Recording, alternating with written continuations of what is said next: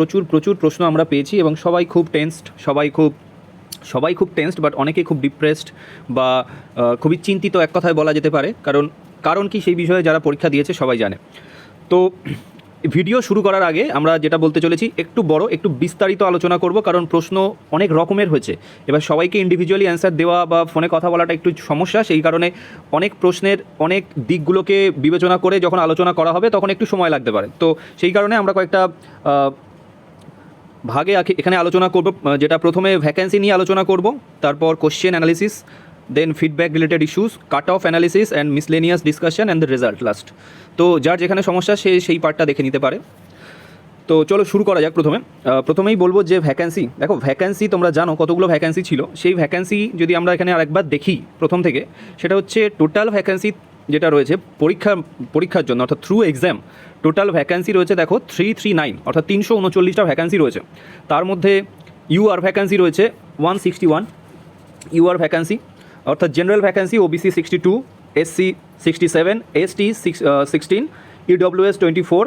তো এইগুলো নিয়ে হচ্ছে 330, আর বাকি VH, HH and OH and others মিলে হচ্ছে টোটাল 339। তো এটা টোটাল ভ্যাকেন্সি, যেটা গতবারের ভ্যাকেন্সির তুলনায় অনেকটা কম। এটা এবার এর সাথে যেটা সিনিয়রিটি বেসিসে নেওয়া হবে সেটা হচ্ছে UR general vacancy 143, OBC 58, SC 61, ST 17, EWS 19, total 298, এবং যদি ভিএইচ এবং ওএইচ এবং আদার্স নেওয়া হয় 302, 302টো ভ্যাকেন্সি রয়েছে।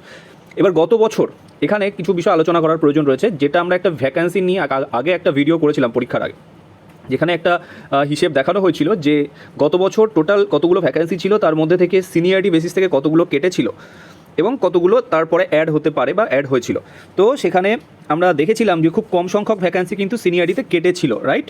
তো এবছরও কিন্তু সেই সম্ভাবনাটা থাকছে, অর্থাৎ এই যে সিনিয়রিটি বেসিসে 302টো ভ্যাকেন্সি রয়েছে, এখান থেকে কিন্তু 302টো ভ্যাকেন্সি কোনো মতেই সিনিয়রিটি বেসিসে ফিল আপ হওয়ার পসিবিলিটি বলেছি, অবশ্যই সম্ভাবনা নেই। এখন আমরা কোনো কিছু ভবিষ্যৎ নিয়ে আলটিমেট বক্তব্য বা মন্তব্য করতে কেউই পারে না, আমরাও পারবো না। তো যেটা সবথেকে বেশি পসিবিলিটি, এখান থেকে বেশ কিছু সংখ্যক সিট কিন্তু তোমাদের সাথে অ্যাড হবে।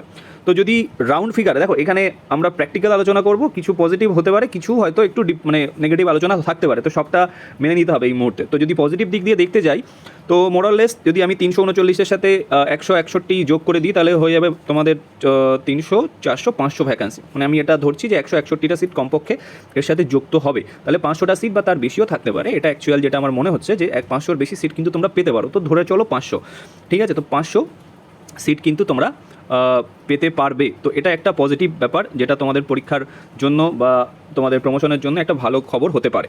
কারণ যে এখানে যে ব্রেকিংটা রয়েছে, যেটা ব্রেকআপটা রয়েছে, যেটা ভ্যাকেন্সির, সেখানে যে সিনিয়রিটি বেসিসে যে সমস্ত ডিভিশনের জন্য সিট রয়েছে, সেসব তার মধ্যে কলকাতা ওরিয়েন্টেড যে সমস্ত ডিভিশনস রয়েছে, সেখানে কিন্তু জিডিএস ক্যান্ডিডেটস নেই বললেই চলে। যারা অনেক দিন ধরে কাজ করছে, যারা সিনিয়রিটিতে যাবে, এরকম ক্যান্ডিডেট খুবই কম থাকবে।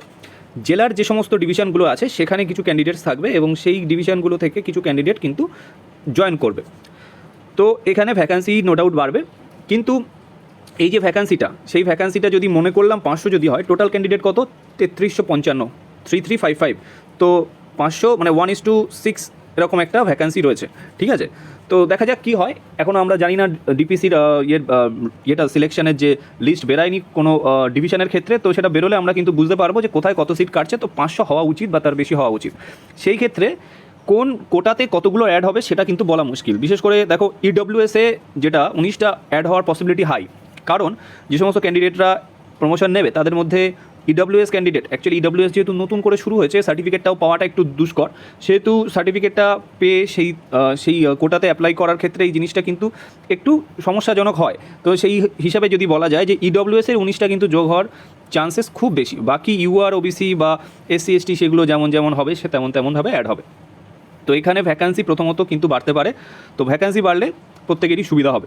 এবার পরের বছরের ভ্যাকেন্সি কী হবে সেটা নিয়ে অনেকে প্রশ্ন করেছে। পরের বছরের ভ্যাকেন্সি এইভাবে তো বলা সম্ভব নয়, তবে গত বছরের তুলনায় যেহেতু এই বছর ভ্যাকেন্সি কমেছে, সামনের বছর ভ্যাকেন্সি বাড়তেও পারে, কমতেও পারে। তবে সম্ভাবনা যেটা বাস্তব, সেটা হচ্ছে ভ্যাকেন্সি বাড়ার সম্ভাবনা কম। এরকম থাকতে পারে বা এর থেকে কম থাকতে পারে। ওকে, তো ভ্যাকেন্সি নিয়ে আর বিশেষ আলোচনা করার মতো ব্যাপার নেই, কারণ প্রত্যেকবারই পরীক্ষা হয়। হ্যাঁ, এটাও একটা প্রশ্ন এসেছে যে প্রত্যেকবার পরীক্ষা হবে কি না। দেখো, সব থেকে খারাপ দিকটা ভেবে রাখতে হবে, সব থেকে ভালো দিকটাও ভাবতে হবে। খারাপ দিক কি? দেখো, গত বছর যেরকম পিএ এক্সাম হয়নি, কোনো ভ্যাকেন্সি ছিল হচ্ছিল না, এবছর হচ্ছে, আবার আগামী বছর নাও হতে পারে বা যা কিছু হতে পারে। এগুলো সবসময় ভাবতে হবে যে আমাদের হাতে কিছু নেই, যেটা হবে সেটাকে অ্যাকসেপ্ট করতে হবে। তো সাধারণত প্রত্যেক বছর সব পরীক্ষা হয়, গত বছর যেটা হয়নি সেটা এক্সেপশনাল, সেটা নিয়ে আমরা ভাববো না, ঠিক আছে। তো প্রত্যেক বছর পরীক্ষা হবে, যেটুকু ভ্যাকান্সি থাকবে সেটুকুর ওপরেই পরীক্ষা হবে। তো এই পরীক্ষা হবে কি না হবে এটা নিয়ে এই মুহূর্তে ভাবার কিছু দরকার নেই, এটা একজনের প্রশ্ন ছিল সেই কারণে বলা হলো। ওকে, দেন আমাদের ভ্যাকান্সি নিয়ে এখানে আলোচনা কমপ্লিট।